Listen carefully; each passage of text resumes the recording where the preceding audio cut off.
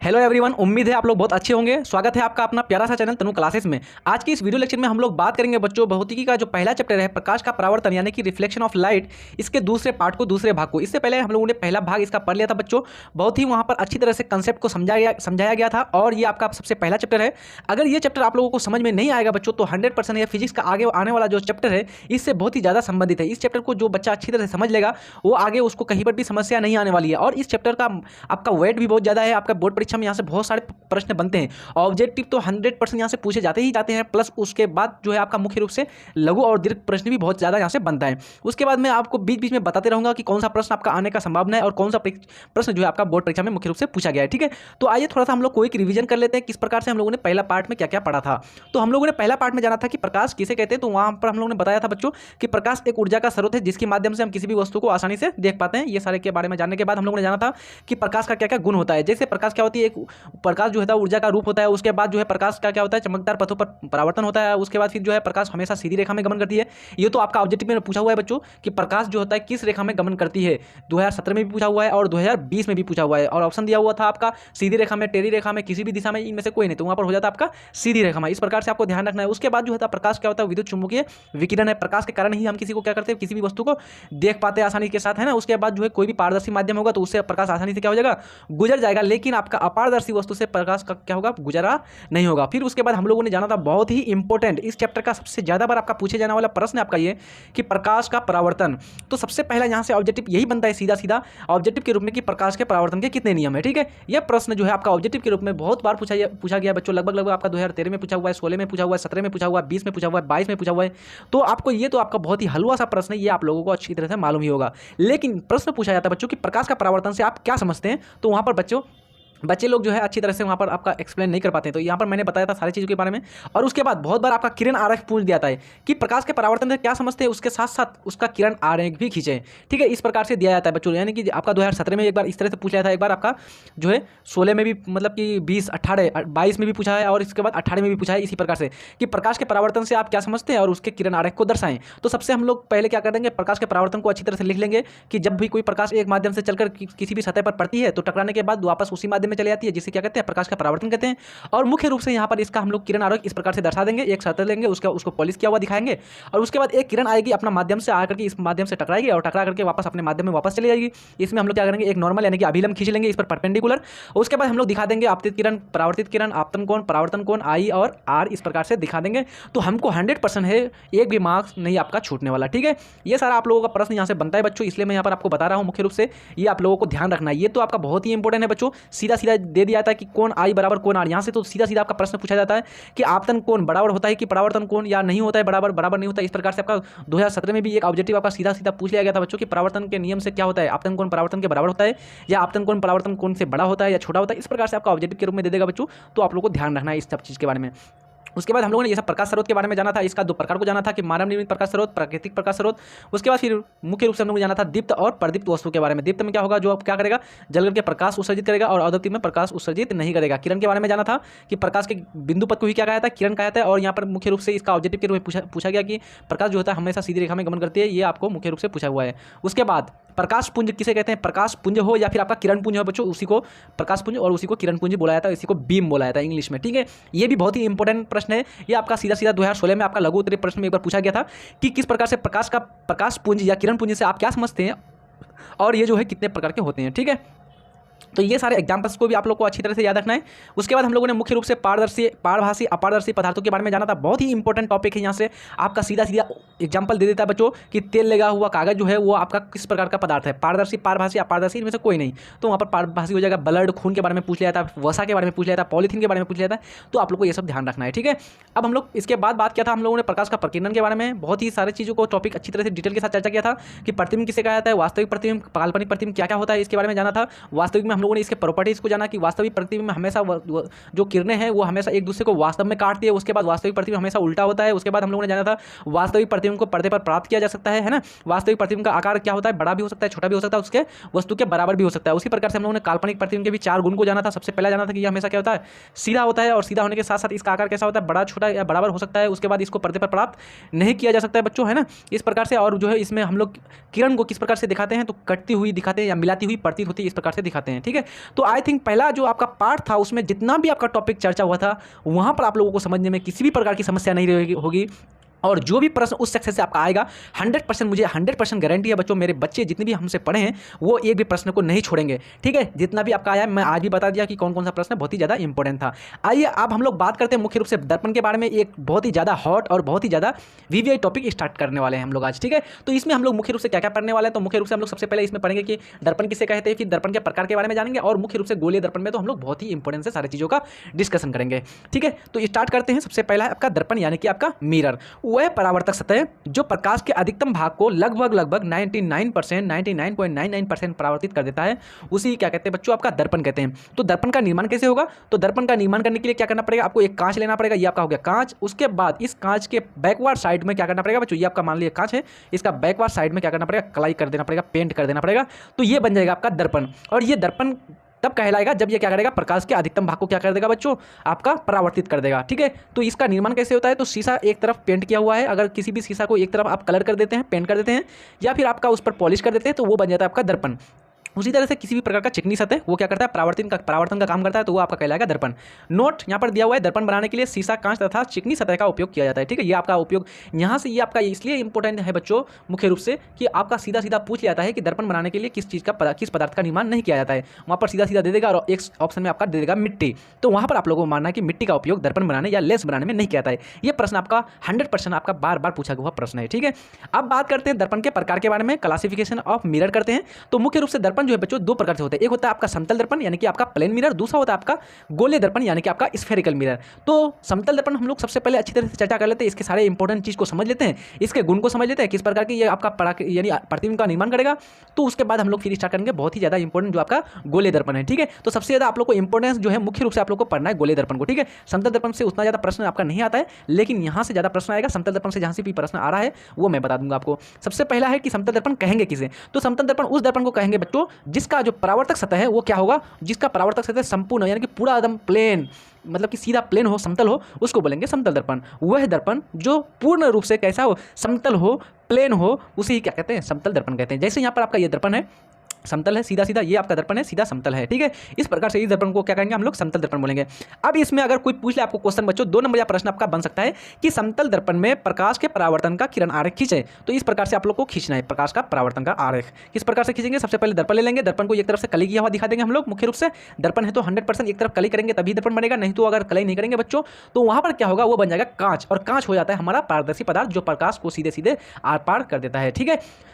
इसमें हम लोग मुख्य रूप से दिखा देंगे कि आपतित किरण एक तरफ से आएगी और परावर्तन के बाद वो अपने माध्यम में वापस चली जाएगी, और उसके बाद इसमें एक हम लोग क्या कर लेंगे, नॉर्मल खींच लेंगे, अभिलंब खींच लेंगे, परपेंडिकुलर लंब डाल देंगे उसमें, और मुख्य रूप से आपतित किरण अभिलंब यानी कि नॉर्मल जो होगा उसके बीच जो कोण बनेगा उसको दिखा देंगे आई, और परावर्तित किरण और अभिलंब के बीच जो कोण बनेगा उसको दिखा देंगे हम लोग परावर्तन का कोण, और मुख्य रूप से लिख लेंगे कोण आई बराबर कोण आर, यानी कि ये हमेशा दोनों क्या होता है, बराबर होता है, ठीक है। इस प्रकार से किरण आरेख खींच लेंगे, कोई वहाँ पर समस्या आप लोग को नहीं आएगी।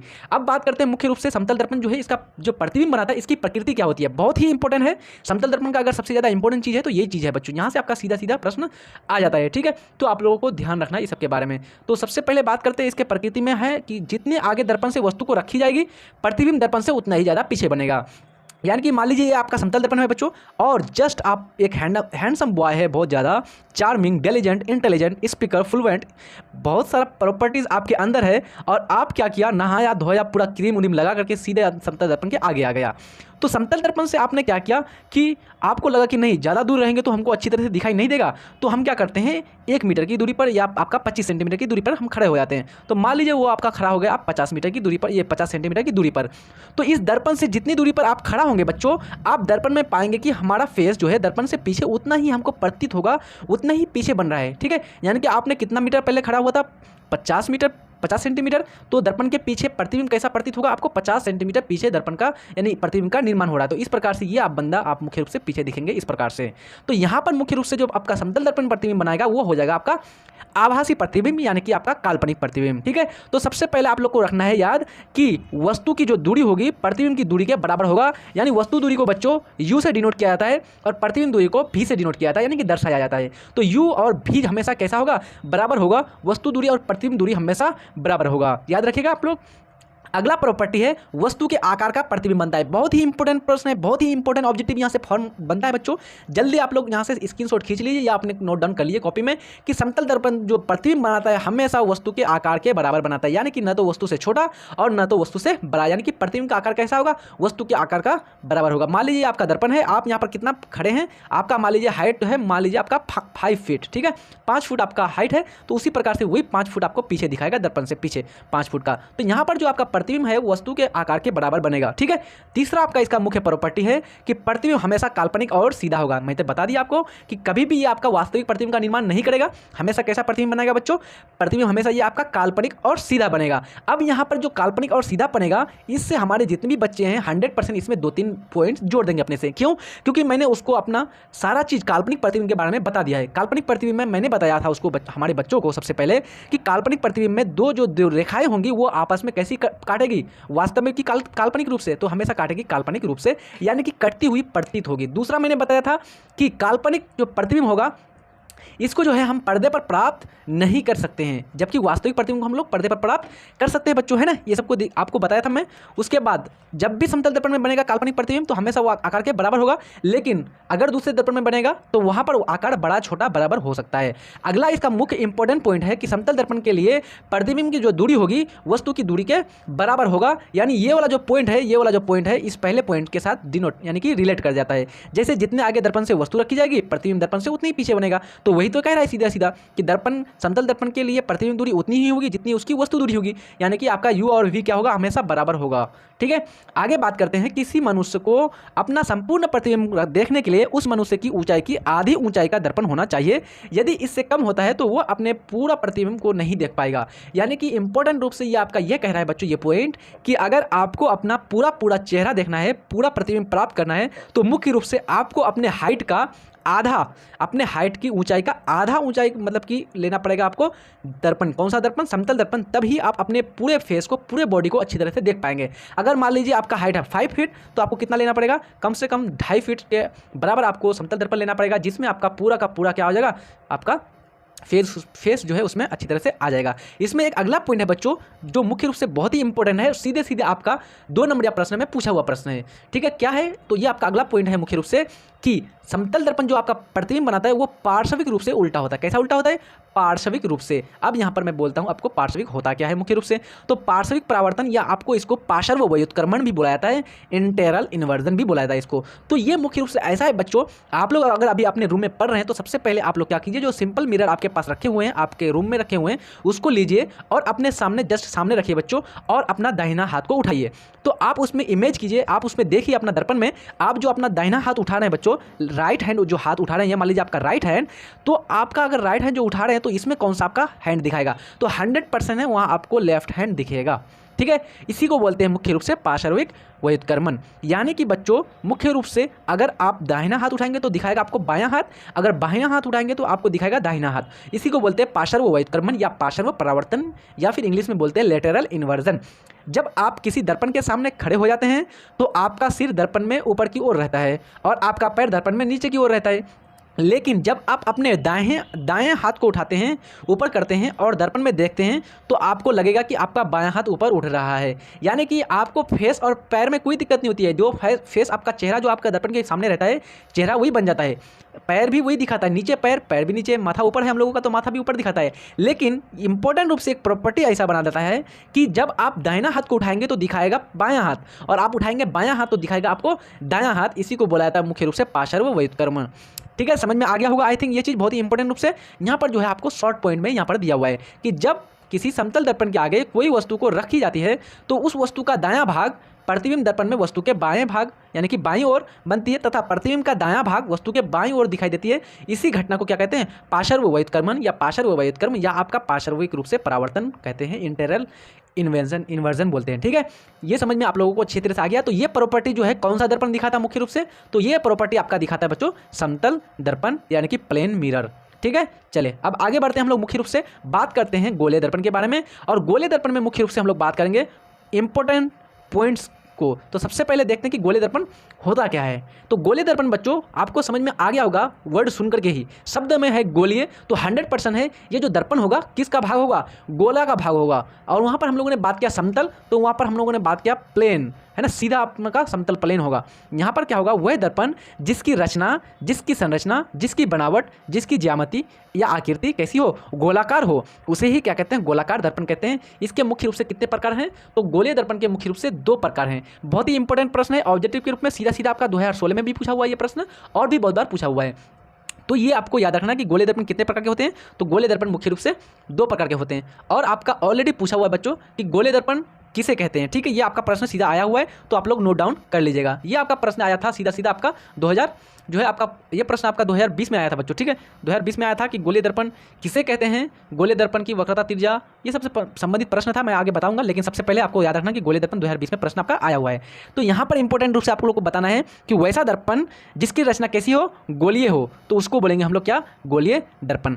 आइए आगे बात करते हैं अब हम लोग मुख्य रूप से इसके इंपॉर्टेंट पॉइंट्स के रूप में। सबसे पहले इसको बोलेंगे हम लोग केंद्र। जो गोला का जो केंद्र होता है बच्चों उसको क्या बोलते हैं, सेंटर। जैसे सर्कल में भी एक वृत्त में भी क्या होता है बच्चों, केंद्र होता है कि नहीं, जिसको क्या बोलते हैं हम लोग, सेंटर बोलते हैं। उसी प्रकार से गोलीय दर्पण जो भाग होता है गोला का, उसका भी अपना तो सेंटर होगा, तो उसको बोलेंगे हम लोग, उसको मुख्य रूप से आपका क्या बोलेंगे बच्चों हम लोग, वक्रता केंद्र। उसका नाम क्या देंगे, वक्रता केंद्र, ठीक है, सेंटर ऑफ कर्वेचर। उसके बाद मुख्य रूप से इसमें बात करेंगे हम लोग पॉइंट, ये पोल के बारे में, यानी कि ध्रुव के बारे में। उसके बाद इसका द्वारक के बारे में जानेंगे, द्वारक किसको कहा जाता है, मुख्य अक्ष किसे कहते हैं, मुख्य फोकस किसे कहा जाता है, वक्रता त्रिज्या किसे कहा जाता है, ठीक है, ये सब के बारे में, परावर्तक सतह किसे कहा जाता है। तो आइए एक एक करके बात करते हैं, और ये भी इंपॉर्टेंट पॉइंट्स है। इसको अगर आप लोग समझ लेंगे तो आप लोगों को लिए ये आसानी हो जाएगा कि कोई भी आप लोग प्रतिबिंब आसानी से किसी भी दर्पण में बना सकते हैं, जो आपके लिए बहुत ही सहायक होगा, ठीक है। तो सबसे पहले हम लोग बात करते हैं कि ध्रुव किसे कहा जाता है, यानी कि दर्पण का जो गोलीय दर्पण जो होता है उसका ध्रुव यानी कि पोल किसे कहा जाता है। तो दर्पण के मध्य बिंदु को दर्पण का क्या कहते हैं, ध्रुव कहते हैं, पोल कहते हैं। इसे मुख्य रूप से P द्वारा दर्शाया जाता है। यानी कि जो मुख्य रूप से जो आपका दर्पण है, ये आपका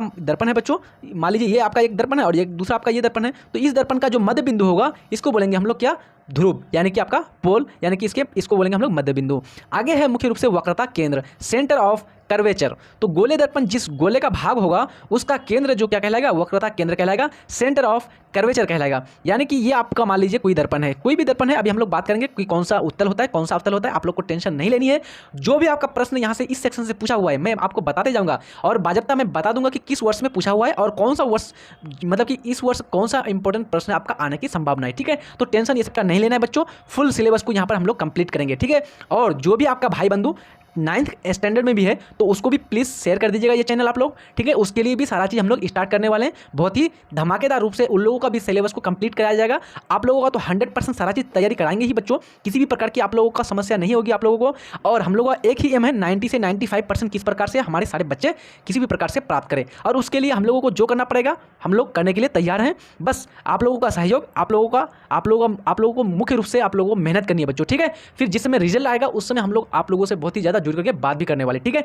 तो आइए यहाँ पर हम लोग समझ लेते हैं मुख्य रूप से वक्रता केंद्र को। तो ये आपका मान लीजिए दर्पण हुआ, और किसका भाग है, गोले दर्पण का भाग है। तो 100% एक गोला का तो क्या केंद्र होगा ही, तो 100% ये केंद्र यहाँ पर होगा, क्योंकि आपका इस प्रकार से तो गोला इस प्रकार से बनेगा, तो ये आपका केंद्र होगा। तो इसी केंद्र को बोलते हैं बच्चों हम लोग वक्रता केंद्र, इसको बोलते हैं इंग्लिश में सेंटर ऑफ कर्वेचर। तो ये आपको समझ में आ गया होगा। इसको किसके द्वारा दर्शाते हैं, तो इसको हम लोग मुख्य रूप से C के द्वारा दर्शाते हैं, ठीक है। अब आगे बात करते हैं वक्रता त्रिज्या। बहुत ही सिंपल यहाँ पर पॉइंट्स है, इन पॉइंट्स को याद रख लेंगे तो आप लोग को समझने में बहुत सारी चीज़ आसानी हो जाएगी, ठीक है। तो वक्रता त्रिज्या के बारे में बात करते हैं। तो अभी मैंने आपको समझाया कि इसका जो आपका केंद्र होगा वो केंद्र क्या कहलाएगा, वक्रता केंद्र कहलाएगा, यानी कि सेंटर ऑफ कर्वेचर कहलाएगा। और जो मध्य बिंदु होगा, इस मध्य बिंदु को बोलेंगे बच्चों हम लोग पोल, यानी कि ध्रुव। तो सेंटर ऑफ कर्वेचर यानी कि वक्रता केंद्र और पोल यानी कि ध्रुव, इन दोनों के बीच की दूरी को ही मुख्य रूप से वक्रता त्रिज्या यानी कि रेडियस ऑफ कर्वेचर कहेंगे, ठीक है। गोले दर्पण जिस गोले का भाग होता है उसकी त्रिज्या को ही दर्पण का क्या कहते हैं, वक्रता त्रिज्या कहते हैं। तो हम लोग त्रिज्या कहाँ से निकालते हैं बच्चों, केंद्र से मापते हैं। केंद्र से परिधि के बीच की दूरी, मापी गई दूरी क्या कहलाती है, वक्रता, यानी कि क्या कहलाती है, त्रिज्या कहलाती है, रेडियस कहलाती है। उसी प्रकार से यहाँ भी तो वही कंसेप्ट लगेगा ना, तो यहाँ भी वही कंसेप्ट लगेगा। सी और पी यानी सेंटर ऑफ कर्वेचर और पोल के बीच मापी गई दूरी हमेशा क्या कहलाएगा, वक्रता त्रिज्या। इसको मुख्य रूप से आर द्वारा दर्शाया जाता है। इसको मुख्य रूप से आप लोग दर्शाएंगे बच्चों आर के द्वारा, कैपिटल आर द्वारा दर्शाएंगे, ठीक है, स्मॉल नहीं बच्चों, कैपिटल आर द्वारा निरूपित करेंगे, मतलब कि इसको निरूपित करेंगे आप लोग। आगे बात करते हैं हम लोग इसका प्रधान अक्ष के बारे में, यानी कि प्रिंसिपल एक्सिस के बारे में। तो हम लोग जान लिए इसमें मुख्य रूप से सबसे पहले मध्य बिंदु, और उस मध्य बिंदु को हम लोगों ने क्या कहा, पोल कहा, यानी कि ध्रुव कहा। दूसरा हम लोगों ने जाना इसके केंद्र को, इसके केंद्र को हम लोगों ने कहा सेंटर ऑफ कर्वेचर, यानी कि वक्रता केंद्र। इसको हम लोगों ने सी से दर्शाया। अब इस सी और पी को मिलाने वाली जो रेखा है बच्चों, उसको हम लोग बोलेंगे मुख्य अक्ष या प्रधान अक्ष। क्या बोलेंगे इसको, मुख्य अक्ष या आपका प्रधान अक्ष, ठीक है। तो यहाँ पर हम लोग इसका डेफिनेशन को देख लेते हैं। गोले दर्पण के ध्रुव से वक्रता केंद्र, किसको, ध्रुव से वक्रता केंद्र को मिलाने वाली सरल रेखा क्या कहलाती है, दर्पण का प्रधान अक्ष कहलाती है। देखिए आपका ये आपका दर्पण है, ये आपका सी है और ये आपका पी है, ध्रुव है। तो इसको मिलाने वाली रेखा ये हो गया। तो इस रेखा को हम लोग बोलेंगे प्रधान अक्ष, प्रिंसिपल एक्सिस, ठीक है, याद रखा। इसको मुख्य अक्ष भी बोला जाता है, ठीक है। अब आगे बात करते हैं हम लोग दर्पण का फोकस, बहुत ही इंपॉर्टेंट है। गोले दर्पण का फोकस से आप क्या समझते हैं, ये आपका ऑलरेडी 2 नंबरिया प्रश्न में पूछा हुआ है, ठीक है। कब पूछा हुआ है, तो ये आपका 2017 में आया था 2 नंबरिया में, कि गोले दर्पण के फोकस को परिभाषित कीजिए। आई थिंक आप लोग यहाँ पर समझ करके आप अगर अगले बार प्रश्न आएगा तो आप लोग आसानी से इसको लिख लेंगे, क्योंकि ये आपका प्रश्न 2017 में पूछा हुआ है। 4-5 साल हो गया बच्चों पूछने का, तो हो सकता है कि ये प्रश्न आपका दोहराए, ठीक है। तो किसी दर्पण का फोकस मुख्य अक्ष पर वह बिंदु है जहां मुख्य अक्ष के समांतर आने वाली प्रकाश किरणें परावर्तन के बाद काटती है या काटती हुई प्रतीत होती है। बहुत ही फैंटास्टिक यहाँ पर डेफिनेशन दिया गया है, आप लोग को समझने में किसी भी प्रकार की समस्या नहीं आएगी। यहाँ पर सबसे पहले यहाँ पर कह रहा है कि कोई भी दर्पण ले लीजिए गोले दर्पण में, और उस गोले दर्पण में मुख्य अक्ष के समांतर, ये हो गया आपका मुख्य अक्ष, प्रिंसिपल एक्सिस।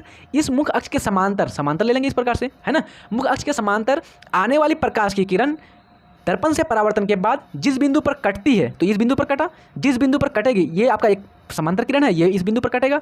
तो जिस बिंदु पर कटेगी या कटती हुई प्रतीत होगी, यानी मालूम होगी कि उस बिंदु पर कट रहा है, तो उस बिंदु को उस दर्पण का फोकस दूरी कहेंगे, ये फोकस कहेंगे, यानी कि एफ। इसको किससे डिनोट करेंगे हम लोग, मुख्य रूप से एफ से डिनोट करेंगे फोकस, ठीक है। समझ में आ गया, नहीं आया तो यहाँ पर देख लिया आप लोग। ये आपका दर्पण हो गया एक, ये हो गया इसका मुख्य अक्ष। अब यहाँ पर मुख्य रूप से देखिए, ये आपका एक किरण आ रही है जो मुख्य अक्ष के क्या है, समांतर है। ये परावर्तन के बाद ऊपर की तरफ जा रही है। अब ये दूसरी किरण है, ये भी समांतर है, और ये परावर्तन होकर के इधर जा रही है। अब ये तो दोनों में वास्तव में नहीं कट रहा बच्चों एक दूसरे को, ये दोनों प्रकाश की किरण, लेकिन यहाँ पर अगर आप आगे बढ़ा रहे हैं, बिना मिला रहे हैं, तो देखिए यहाँ पर इस पॉइंट पर मिल रही है। देखिए इसको बढ़ा दे इधर और इसको बढ़ा के इधर, तो इस पॉइंट पर मिली, तो यहाँ पर हमको प्रतीत हुआ कि उस बिंदु पर कट रही है। इसको बोलेंगे हम लोग फोकस। समझ में आया। अब बात करते हैं हम लोग फोकस दूरी के बारे में, यानी कि फोकल लेंथ के बारे में। ये भी बहुत ही इंपॉर्टेंट है बच्चों, ये आपका ऑलरेडी 2017 में भी पूछा हुआ है कि फोकस दूरी और वक्रता त्रिज्या में संबंध पूछा जाता है बहुत बार इसका, और सीधा सीधा पूछ लिया जाता है कि आपका फोकस दूरी से क्या समझते हैं। और यहाँ से आपका मुख्य रूप से 2 नंबर या न्यूमेरिकल भी बनता है। मैं बता दूंगा कि कैसे न्यूमेरिकल आपका बनेगा, आगे बताऊंगा। तो सबसे पहले जान लेते हैं कि फोकस दूरी किसको कहते हैं। तो गोले दर्पण के ध्रुव और फोकस के बीच की दूरी क्या कहलाएगी, फोकस दूरी कहलाएगी। इसको मुख्य रूप से हम लोग एफ से डिनोट करेंगे। कैसा एफ, तो स्मॉल लेटर का एफ से, यानी कि ये आपका मान लीजिए दर्पण है, ठीक है, और ये आपका क्या है, मुख्य अक्ष। इस मुख्य अक्ष, ये मुख्य अक्ष क्या कर रहा है, दर्पण को 2 बराबर भागों में बांट रहा है। तो ये मध्य बिंदु कहलाता है आपका ध्रुव, ठीक है। अब हम लोग जान लेते हैं, ये आपका कहलाता है सेंटर ऑफ कर्वेचर, यानी कि सी। उसके बाद मुख्य रूप से हम लोगों ने जाना था फोकस। तो फोकस किसको कहते हैं, जब प्रकाश की किरण समांतर होगी और परावर्तन के बाद किसी बिंदु से होकर के गुजरेगा, इस बिंदु से होकर के गुजरा है, तो ये बिंदु कहलाता है एफ, यानी कि फोकस। तो इस एफ और पी यानी कि ध्रुव के बीच की दूरी क्या कहलाएगी हम लोग का, मुख्य रूप से ये कहलाएगा आपका फोकस दूरी, यानी कि फोकल लेंथ। अब यहाँ पर समझ लीजिए, ये आपका ये हो गया मुख्य अक्ष, तो यहाँ हो गया आपका ध्रुव, है ना, यह हो गया आपका ध्रुव, ये हो गया आपका केंद्र, और ये हो गया आपका फोकस। तो अब यहाँ से आप लोग को याद रखना है कि ये आपका यहाँ से लेकर के यहाँ तक ध्रुव तक के बीच की दूरी क्या कहलाएगी, वक्रता त्रिज्या कहलाएगी, जिसको हम लोग किसे डिनोट करेंगे, आर से। उसके बाद इस एफ से पी की दूरी को क्या कहेंगे हम लोग, फोकस दूरी, एफ, स्मॉल एफ से यहाँ पर डिनोट करेंगे इसको, ठीक है। समझ में आ गया। चले अब हम लोग बढ़ते हैं आगे, इसको तो हम लोग देख ही लिए। अब बात करते हैं दर्पण के, गोले दर्पण के प्रकार के बारे में, यानी कि गोले दर्पण के कितने प्रकार होते हैं। तो गोले दर्पण का मैंने बता दिया था कि 2 प्रकार होता है, ये आपका ऑलरेडी पूछा हुआ है क्वेश्चन। तो 2 आपका कौन कौन सा प्रकार है, एक प्रकार होता है आपका अवतल दर्पण, कौन सा दर्पण, अवतल, और एक होता है आपका उत्तल, यानी कि इसको बोलते हैं बच्चों इंग्लिश में कनकेव मिरर, और इसको बोलते हैं कन्वेक्स मिरर। बहुत ही इंपॉर्टेंट है, यहाँ से सबसे ज़्यादा प्रश्न पूछा हुआ है इस चैप्टर का, ठीक है। मैं बता दूंगा कहाँ पर कौन सा प्रश्न आपका आने वाला है, ठीक है। आइए बात करते हैं अवतल दर्पण किसको कहते हैं। तो गोले दर्पण का वह भाग जिसका बाहरी सतह पेंट किया हुआ हो, यानी कलर किया हो, यानी कि कलई किया हुआ हो, यानी कि रजतित किया हुआ हो, यानी कि आपका उसको चमकदार बनाने के लिए उसका पिछला वाला भाग को क्या किया, कलर किया, उसको मुख्य रूप से बोलेंगे हम लोग अवतल दर्पण। यानी कि बच्चों आप लोग को ध्यान ये रखना है कि गोले दर्पण होगा, गोले दर्पण का वह भाग जिसका कौन सा भाग, बाहरी सतह, यानी ये हो गया आपका बाहरी सतह क्या होगा, कलर किया हुआ होगा, पेंट किया होगा, तो इसको बोलेंगे हम लोग अवतल दर्पण। इसको दूसरी तरह से भी आप लोग डिफाइन कर सकते हैं, वह दर्पण जिसका परावर्तक सतह कैसी हो, अंदर की तरफ हो, भीतर की तरफ हो। देखिए कोई प्रकाश ऐसे अगर मान लीजिए आ रही है तो ये प्रकाश परावर्तन होगी, इस प्रकार से जाएगी, है ना। क्यों? क्योंकि इसका परावर्तक सतह क्या है, अंदर है ना, बाहर से तो आएगी तो वापस जाने का कोई बात ही नहीं बच्चों। बाहर आपका रजतित किया हुआ है, कलर किया हुआ है, ये तो सीधा अपारदर्शी हो जाएगा ना पीछे से, लेकिन आपका भीतर की तरफ से आएगा तो ये आपका क्या करेगा, प्रकाश के परावर्तन की घटना को दोहराएगा। तो यहाँ पर मुख्य रूप से जो आपका कहलाएगा, इसको हम लोग डिफाइन कर सकते हैं किस प्रकार से, तो गोले दर्पण का वह भाग जिसका भीतरी सतह क्या हो, कलई किया हुआ हो, रंगाई किया हुआ हो या रजतित किया हुआ हो, इसको बोलेंगे अवतल दर्पण यानी कि कनकेव मिरर। ठीक है, ये देखिए आपका इसका फिगर हो गया। आगे बात करते हैं हम लोग, इसमें नोट पॉइंट के रूप में इसका दिया हुआ है कि अवतल दर्पण की वक्रता केंद्र से आती हुई प्रकाश की किरणें दर्पण से परावर्तन के बाद वक्रता केंद्र से गुजरती है। ये किरणें दर्पण के साथ समकोण बनाती है। यानी कि इंपॉर्टेंट रूप से यहाँ पर बहुत ही इंपॉर्टेंट प्रश्न यहाँ ये दिया हुआ है बच्चों कि अवतल दर्पण की वक्रता केंद्र से आने वाली प्रकाश जो आएगी, कोई भी आपका ये मान लीजिए वक्रता केंद्र है, इससे जो प्रकाश जाएगी बच्चों वो परावर्तन के बाद इसी पॉइंट से वापस चल जाएगा। ये किरणें क्या करती है, दर्पण के साथ समकोण बनाती है, यानी कि 90 डिग्री का कोण बनाती है। ठीक है, ये आपको ध्यान रखना है, यानी कि नॉर्मल परपेंडिकुलर होता है। जैसे आपका ये आपका सी हो गया बच्चों, ये सी, तो इस सी यानी कि वक्रता केंद्र से एक प्रकाश जा रही है दर्पण की तरफ, तो दर्पण की तरफ चला गया, दर्पण से परावर्तन होगा, क्योंकि हम लोग जानते हैं परावर्तन के नियम से कि परावर्तन तो होना ही होना है। क्यों? क्योंकि ये आपका एक भाग इसका क्या किया हुआ है, कलर किया हुआ है। तो ये परावर्तन के बाद ये जो प्रकाश है आपतित किरण, ये इसी पथ में, इसी मार्ग में, इसी रास्ते में, इसी रूट पर वापस आ जाएगा। इसको बोलेंगे बच्चों क्या, मुख्य रूप से यहाँ पर किसी भी प्रकार का आपका कोण का निर्माण नहीं होगा। यहाँ पर सीधा सीधा आपका प्रश्न पूछ लिया जाता है कि जब कोई प्रकाश की किरण वक्रता केंद्र से होकर के गुजरती है तो परावर्तन के बाद किस माध्यम से, किस मार्ग से होकर वापस आती है। वहाँ पर ऑप्शन दे देगा फोकस से होकर के, बी ऑप्शन दे देगा सी से होकर के, ऑप्शन डी दे देगा समांतर हो जाती है। इस प्रकार से आपको अलग अलग ऑप्शन दे देगा। तो आप लोग को याद रखना है कि उसी मार्ग पर वापस आ जाती है, यानी कि सी से होकर के वापस आ जाती है। अब यहाँ पर आपको दूसरा क्वेश्चन क्या बनेगा कि दूसरा क्वेश्चन इंपॉर्टेंट रूप से ये बनेगा बच्चों कि जब कोई प्रकाश की किरण वक्रता केंद्र से होकर के दर्पण की तरफ परावर्तित होती है, आपतित होती है और परावर्तन के बाद उसी मार्ग पर वापस आती है, तो उसका कोण यानी कि आपतन कोण यानी कि इंसिडेंट एंगल ऑफ इंसिडेंट, इसका मान कितना होगा और आर का मान कितना होगा। तो 100% है बच्चों, यहाँ पर इसका वैल्यू कितना होगा, आई और आर का मान 100% है, 0 होगा। क्यों 0 डिग्री होगा? क्योंकि यहाँ पर कोई तो झुकाव हुआ ही नहीं। हम लोग जानते हैं कोण तब बनेगा जब दो रेखाओं के बीच झुकाव होगा, यहाँ तो कोई झुकाव हो ही नहीं रही है। एक सिंपल बच्चों, ये आपका एक रेखा है, उसके बाद एक दूसरी रेखा इसी पर है, इसी के ऊपर है, तो कोई इस पर झुकाव हुआ क्या? नहीं ना। जब कोई झुकाव ही नहीं होगा तो 100% वहाँ पर कोण का निर्माण नहीं होगा। जैसे आपका एक दूसरी रेखा ये और उसके बाद ये रेखा इस प्रकार से चल गई, या इस तरह से गया, इस प्रकार से चले गया, तो यहाँ पर दोनों के बीच झुका हुआ तो 100% यहाँ पर एंगल का निर्माण हुआ, कोण का निर्माण हुआ। लेकिन यहाँ पर आपका जब सी से होकर के जाएगी तो किसी प्रकार के कोण का निर्माण नहीं होगा। आप लोग को समझ में आ गया होगा। अगर नहीं समझ में आ रहा है तो कमेंट बॉक्स में कमेंट कीजिए कहाँ पर आप लोग को समस्या आ रही है समझने में। आगे पॉइंट है, अवतल दर्पण के प्रधान अक्ष के समांतर आती हुई किरणें दर्पण से परावर्तन के बाद फोकस से होकर के गुजरती है। इसका सबसे इंपॉर्टेंट पॉइंट, बहुत ही इंपॉर्टेंट पॉइंट है बच्चों ये आपको अपने माइंड में ये ऐड कर लेना है इसको कि जब भी कोई प्रकाश की किरण अवतल दर्पण के मुख अक्ष के समांतर आएगा तो वह हमेशा परावर्तन के बाद फोकस से होकर के गुजरेगा। ये आपका फोकस हो गया। देखिए आप लोग इंपॉर्टेंट रूप से ध्यान दीजिए बच्चों, ये आपका दर्पण हो गया अवतल दर्पण, ये इसका हो गया क्या, मुख्य अक्ष। अब हम लोग यहाँ पर दूसरा पेन से दिखाते हैं कि ये आपका आ रही है एक समांतर किरण। ये किरण परावर्तन होगा किसके साथ, तो दर्पण से परावर्तन होकर परावर्तन के बाद जो जिस पॉइंट से होकर ये गुजरेगा बच्चों, वो पॉइंट आपका कहलाएगा फोकस। ये हमेशा फोकस से होकर के ही गुजरेगा। याद रखनेगा इस पॉइंट को, सबसे लाजवाब पॉइंट है, सबसे इंपॉर्टेंट पॉइंट है। इसके माध्यम से जितने भी प्रतिबिंब का निर्माण करेंगे हम लोग इसी का उपयोग करेंगे। ठीक है, आगे अगर कभी बोलेगा कि एक आदमी है वो जो है फोकस के पास खड़ा है तो आप उसका प्रतिबिंब बनाइए। एक आदमी है जो आपका सी के पास खड़ा है तो उसका प्रतिबिंब बनाइए। एक आदमी है जो आपका एफ और सी के बीच खड़ा है तो उसका प्रतिबिंब बनाइए। तो इस प्रकार से हम लोग वहां पर सबसे ज्यादा अगर प्रयोग करेंगे किसी का तो इस पॉइंट का यूज करेंगे। आप लोग को याद रखना है, नोट डाउन कर लीजिए कॉपी में, अन्यथा आप लोग जो है स्क्रीनशॉट भी खींच सकते हैं। आगे बात करते हैं अब हम लोग मुख्य रूप से कि यहाँ पर बात करते हैं बच्चों, आगे जो है हम लोगों का अवतल दर्पण के विभिन्न स्थानों पर हम लोग विभिन्न वस्तुओं को रखेंगे और उसका प्रतिबिंब किस प्रकार से बनेगा। ठीक है, तो यहाँ पर आप लोगों को समझ में आ गया होगा ये सब चीज़ बच्चों। तो ये सब चीज़ जो है हम लोग मुख्य रूप से आगे के क्लास में हम लोग मुख्य रूप से सीखेंगे। ठीक है, तो आज के लिए इतना ही, यहीं तक रखते हैं बच्चों। आप लोग अगर चैनल में नए हैं तो सब्सक्राइब कर दीजिए और अपने दोस्त यार को शेयर भी कर दीजिएगा अच्छी तरह से।